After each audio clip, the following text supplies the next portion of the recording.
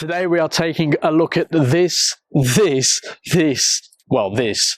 Hollyland Lark Max 2, probably the best setup for us common users on the market. It might be a bit more than I need, frankly, but this is the ultimate combo. Hence, I've got this in my ear, which is allowing me to monitor my sound. I've got the RX switch round so I can see what's going on the screen. I can see that I'm recording to the unit, which probably during this take I'll flick over to if it's successful. Now I've got the RX set to noise reduction -20.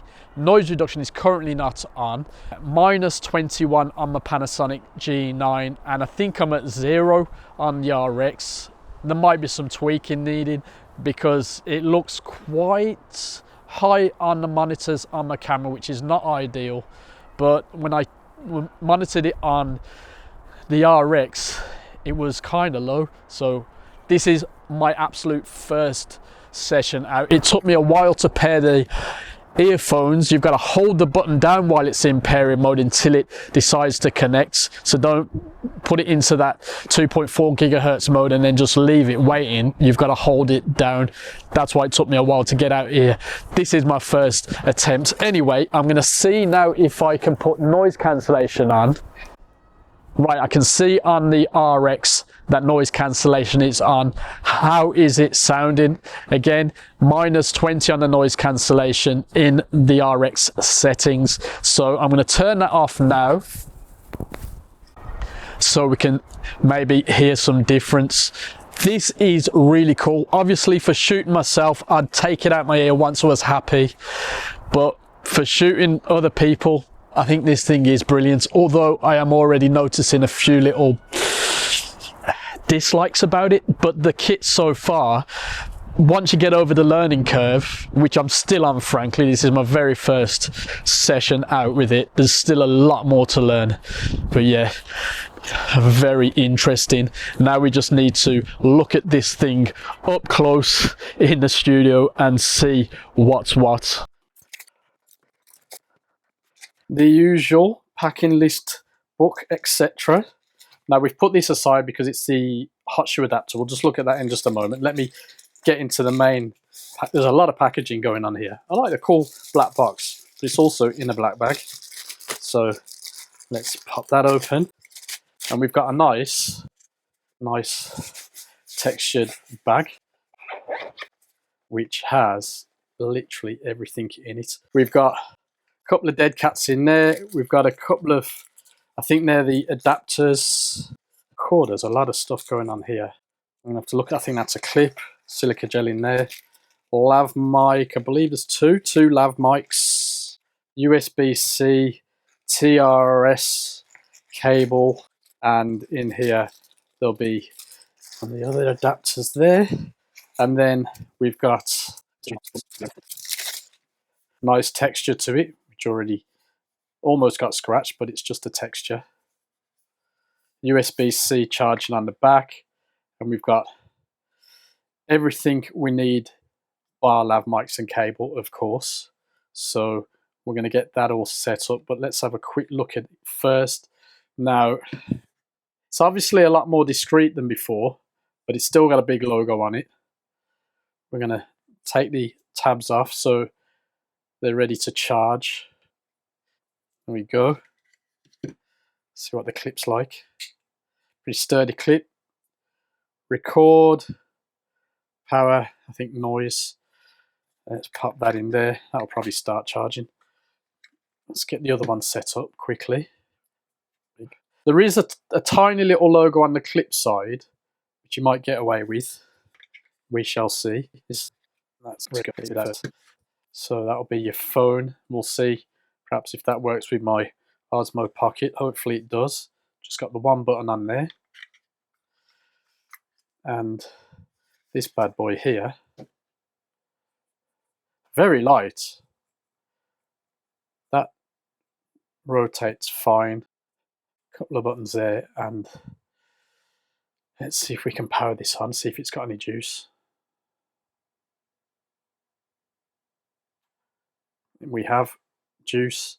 We have a touch screen, English, next. There we go. Sorry. Very interesting. Feels light. So we can adjust simply there. Like that. And this you can use to select. And there's a button there as well. Cool. Okay, I've got a bit to learn with this. And also learn. There's a lot going on, but it's pretty cool. I should have turned it off. Maybe there's an auto off. We'll work that out as well. Press the button and it's off. Pop that in. So, okay, that's cool. That's fine. It's also holding on to all the bits that I've peeled off. And now there was something else, which is why this is the ultimate combo, because this is something new to me, very new to me. We've got, the camera wants to show it, the buds. Very interesting monitor buds. Charge at the back, pair at the back. Little light there. Let's take one out. They're not in ear. Maybe that's so you can hear what's going on outside, but we'll see how we get on. I kind of would have liked to be in here so I'd be completely isolated from everything else. It'd take me a tiny bit of getting used to, but that's fine. That is actually really light, so you could just get away with taking these two and the TRS cable in my case. Lav mics, yeah.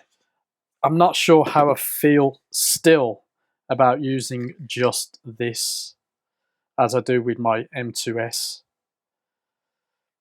I'm going to try it that way around. I probably would have tried it in the intro.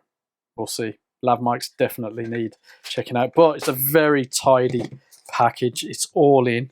Everything you need actually effectively fits in this bag here, and probably more. Cool, another kit bag. Oh, let's have a quick look at the hot shoe adapter. If you've got certain Sony models, now one of the lists said it will work with my A7 III and another one didn't. Based on my last experience trying something with my A7 III and Hollyland, it should be a little dinky thing which will allow us to pop it on the hot shoe adapter and not use cables. So that will go on there and it would plug in to its little USB-C there. Simple enough. There we are. That's the important bit. Cool, dinky little thing. Right, anyway, let's see how we get on. This clip was meant to be a test of my Sony A7 III with the hot shoe adapter, but that decided it wasn't compatible with my camera, so I think I've been hit again by the Hollyland false hope of being able to use my old but updated A7, as in firmware, latest firmware and all that business, and this kit is on the latest firmware. Anyway, it's not working, so here I am with the XE5, my go-to lately, and I used the XE5 in the last clip, so I thought, you know what, it makes sense that we put this mic on, because in the last kit we had the M2S, because we were M2S, because we were looking at this kit up close. Now, for the rest of this video, it will be with this mic. In another clip, I will use the Lav mic, because I want to see how that sounds, possibly in the final piece. Yeah, this is actually, you can't see it now. It's kind of discreet. We'll soon know how we get on with how it sounds, because I have listened to the intro and it was awful, and I've included it because this is a learning curve. Now, I was a bit cheated by the RX, but I think that might be just showing the 32-bit internal recording levels. I should have gone with the camera, but as I put in the intro, it wasn't clipping. But this time I've gone right down on this camera, minus 22.5, and I've gone minus 5 on the RX. I don't know if I can access the RX. Well, yeah, I can access the RX now, but all I see is the monitor really low. The headphone thing, which I didn't use because my XE5 needs the adapter, but I'm happy with the earphones for now, although clearly I put it on the slightly wrong, but it's fine. We'll talk about that later on. I really do like it, and actually kind of missing it now. Anyway, yeah, so XE5. Now, if I flick back over on the menu here, I can still see that I'm recording, so I am going to flick into the internal recording if it's gone well now. And the whole lot will be with just limiter only. I am going to add voice isolation to the, I think to the first bit. I'll put voice isolation onto the first bit, but this bit, no voice isolation. Currently without noise reduction and noise cancellation. I'm going to turn it on now. I can do it obviously with the unit itself, but as if I was controlling it as a camera operator, not as a one-man band. I'm going to do it on the unit here on the RX. So this is now with the noise cancellation on, and of course the limiter as standard from Final Cut. How does that sound? Any good? Let's stop talking, and in 5, 4, 3, 2, 1, turn off the noise cancellation.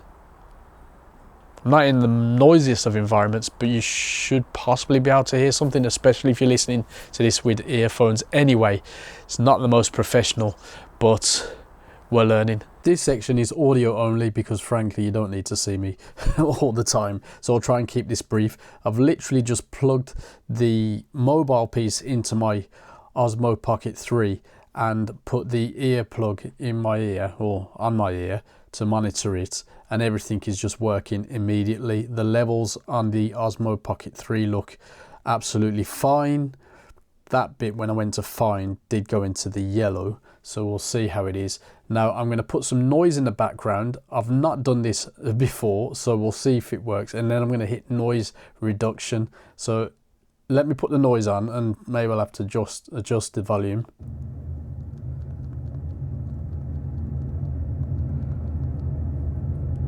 Right, a bit of airplane noise.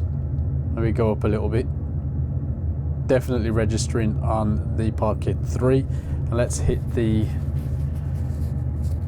if I hit the right one, noise reduction. How is that? It's still registering as I expect on the Osmo Pocket 3, as this is quite an extreme test. Let's turn it back off, back to blue light, and there we go. Right, I'm going to play this back and maybe have a little tweak with the settings. I've been using the kit for about a month now, and this video / learning curve is already almost as long as that, frankly. But I just need to touch on a few negatives before I can sum up. First off, I'm not a fan of having to use an adapter to connect to Lav Mic. I get the point, to keep size down, so there you go.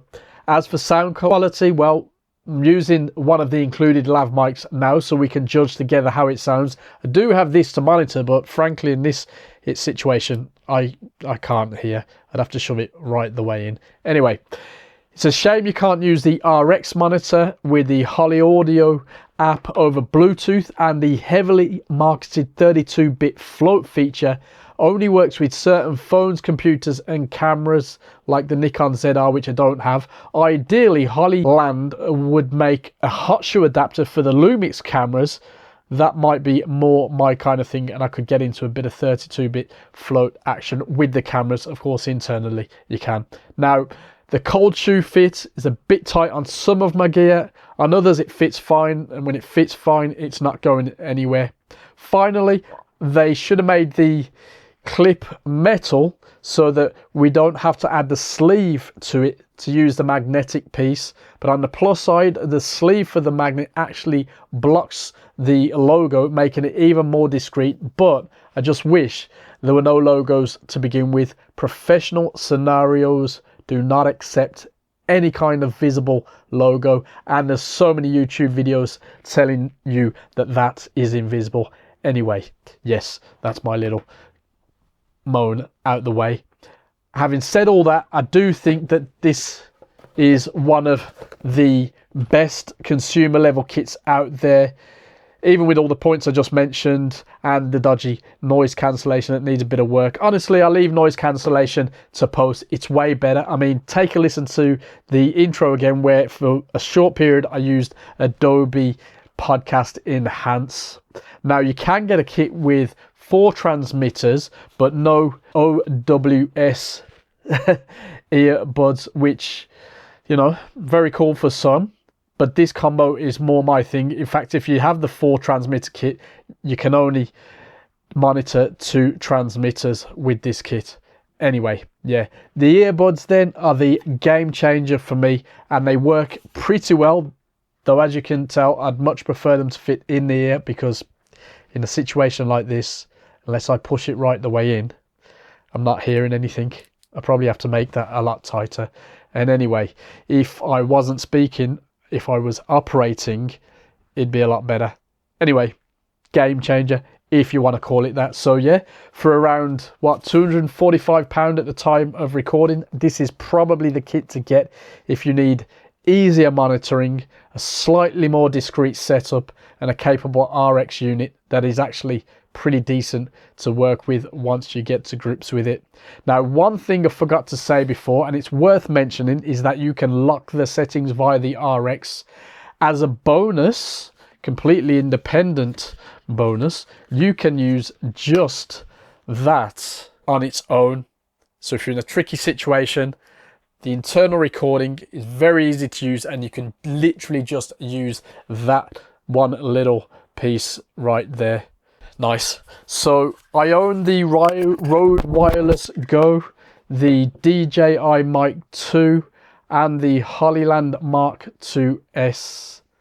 All that I've bought with my own money, of course, and a bunch of older kits that I bought in the past too. And it's the earbuds that make the Lark Max 2 the most tempting of all the kits now, followed by the operation options of the RX. But let us know what you think if you've used it.